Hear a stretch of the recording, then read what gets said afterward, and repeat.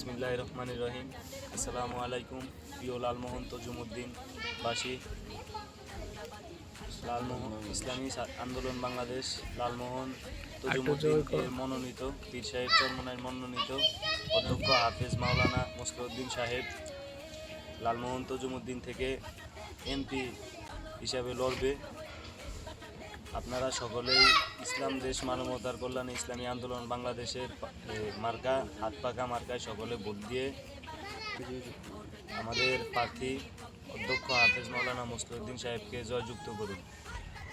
যেমন আমাদের এই লালমোহন তজুমুদ্দিনে অনেক নেতা দেখছি আমরা, কিন্তু কেউ ইসলাম মানুষের ভাগ্য পরিবর্তন করতে পারে না, কেউই মানুষের মাঝে ইসলাম ছড়াইয়া দিতে পারে না। এই জন্য আমাদের উনি একজন আলেম মানুষ, এই দিকে দেখে আমরা অনেক আদর্শমান একজন ব্যক্তি, ওনার অনেক সুনাম শুনছি আমরা, অনেক ভালো একজন মানুষ। এই জন্য আমরা বলতেছি যে ইসলামী আন্দোলনের প্রার্থী অধ্যক্ষ হাফেজ মাওলানা মুসলিউদ্দিন সাহেবকে আপনারা ভোট দিয়ে জয়যুক্ত করুন।